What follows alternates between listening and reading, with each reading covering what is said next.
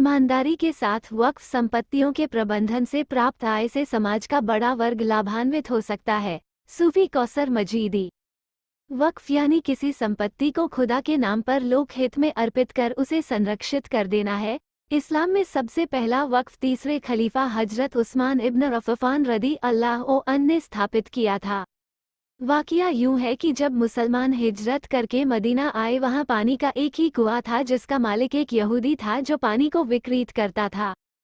चूंकि मुसलमान हिजरत करके मदीना आए थे और अपनी संपत्ति को छोड़ना पड़ा था, ऐसी स्थिति में उनके समक्ष पानी खरीदकर इस्तेमाल करना मुमकिन नहीं था। इसलिए हजरत उस्मान ने पानी का वो कुआं खरीदकर उसे अल्लाह के नाम पर लोकहित में समर्पित कर दिया।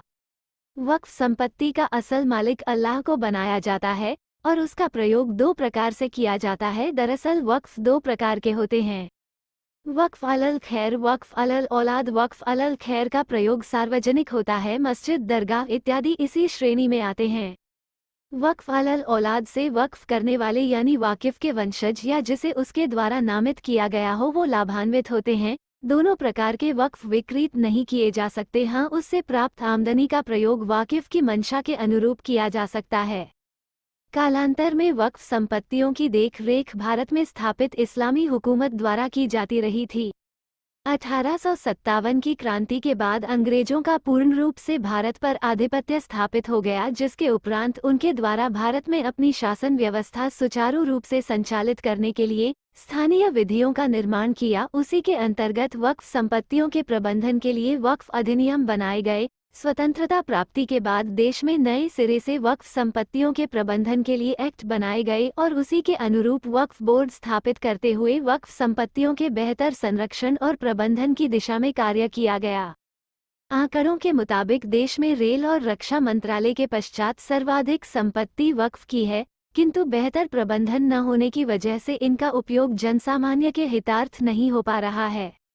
वक्फ करने का उद्देश्य ही प्राणी सेवा है और खास तौर से वक्फ अलल खैर का उद्देश्य ही प्राणी सेवा है। यही कारण है कि धर्मार्थ व्यक्तियों द्वारा अपने जीवन की पूंजी को अल्लाह की रजा के लिए उसके बंदों की खिदमत में लगा दिया जाता है, लेकिन उसके विपरीत माफिया और अराजक तत्वों द्वारा वक्फ संपत्तियों को अपनी कमाई का साधन बना लिया गया है।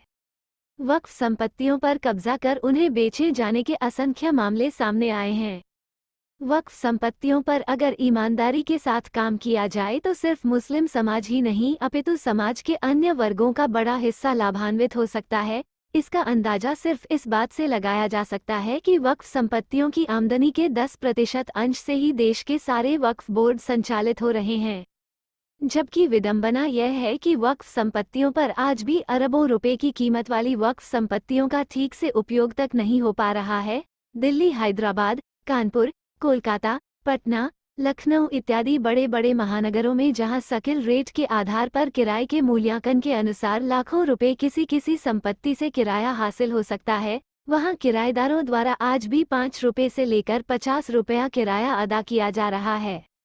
यदि इसी पर सुधार कर लिया जाए तो वक्फ संपत्तियों से आमदनी बढ़ सकती है और उसका उपयोग यदि सिर्फ शिक्षा और स्वास्थ्य पर ही कर लिया जाए तो निश्चित रूप से समाज का बहुत बड़ा तबका लाभान्वित होगा और सरकार के राजस्व में भी बढ़ोतरी होगी, तो उसका उपयोग सरकार द्वारा दूसरी जनकल्याणकारी योजनाओं में किया जा सकता है। जरूरत है कि इस विषय पर गंभीरता से काम किया जाए। सूफी मोहम्मद कौसर हसन मजीदी, एडवोकेट, राष्ट्रीय अध्यक्ष सूफी खानकाह एसोसिएशन, सूफी न्यूज ब्यूरो।